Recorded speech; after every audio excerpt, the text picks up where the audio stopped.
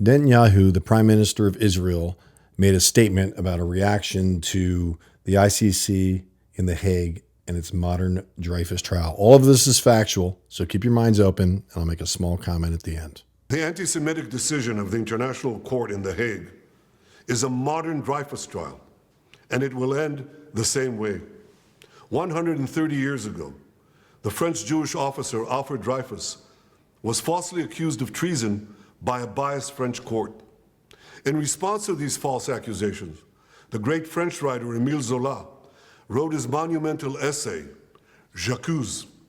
He accused the French court of anti-Semitic lies against an innocent officer who was later exonerated of all guilt. Now an international court in The Hague, also headed by a French judge, is repeating this outrageous offense. It is falsely accusing me, the democratically elected Prime Minister of the State of Israel, and Israel's former Defense Minister, Yoav Gallant, of deliberately targeting civilians. This when we do everything in our power to avoid civilian casualties. We issue millions of text messages, phone calls, leaflets to the citizens of Gaza to get them out of harm's way, while the Hamas terrorists do everything in their power to keep them in harm's way, including shooting them, using them as human shields. The court in The Hague accuses us of a deliberate policy of starvation. This when we've supplied Gaza with 700,000 tons of food to feed the people of Gaza. That's 3,200 calories for every man, woman, and child in Gaza. And these supplies are routinely looted by Hamas terrorists who deprive their people of much-needed food. Yet just in the last few weeks, Israel facilitated the vaccination of 97% of the people of Gaza against polio.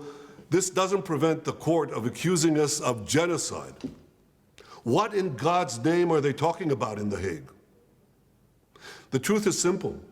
No war is more just than the war that Israel has been waging in Gaza after Hamas attacked us unprovoked, launching the worst massacre against the Jewish people since the Holocaust. The decision to issue an arrest warrant against me, the democratically elected Prime Minister of the State of Israel, and our former Defense Minister, was made by a rogue prosecutor who's trying to extricate himself from sexual harassment charges, and by biased judges who are motivated by anti-Semitic sentiments against the one and only Jewish state. These judges did nothing. They did nothing against the real war crimes committed against the millions who've been murdered or uprooted by the dictatorships in Iran, Syria, and Yemen.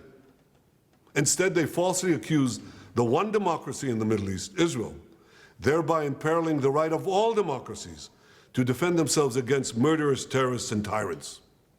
Nor did the court do anything against the Hamas terrorists who raped our women, beheaded our men, burned babies alive in front of their parents, and kidnapped hundreds of men, women, and children to the underground dungeons of Gaza. They're still holding 101 hostages, citizens of many lands, including the United States. Come to think of it, the court did issue one arrest warrant against Hamas. Now hear this. They issued an arrest warrant against the corpse of the Hamas arch-terrorist Mohammed Dev. His corpse. What an absurdity. No biased anti-Israel decision in The Hague will prevent the State of Israel from defending its citizens. And I want to thank our many friends around the world, especially those in the United States, who've condemned this outrage and who have said that this decision will have severe consequences for the ICC and those who cooperate with its decision. Israel will not recognize the validity of this decision.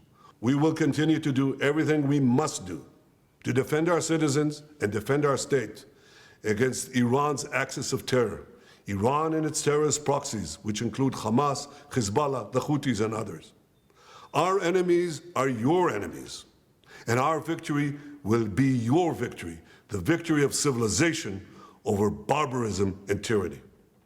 It was interesting. When I first saw this, and I thought a little bit of an apprehension to do it, and I was like, what? Because I'm going to take all this flack for supporting Israel? I'm a born-again Christian, as some of you know. If you're still watching this, you probably have got an open mind. But I did not want to ever be in fear of repercussion, and as sure as heck I don't want to be in fear of supporting Israel, because it is our duty as Christians to protect Israel. I know you don't like it. Many of you don't. And there's a lot of anti-Semitism around, and that's a key phrase and everything, but straight up, there is. So I support Israel. I stand on that. And he's speaking facts. Can't be denied. Thanks for watching. I appreciate you for continuing to watch this video to the end. God bless.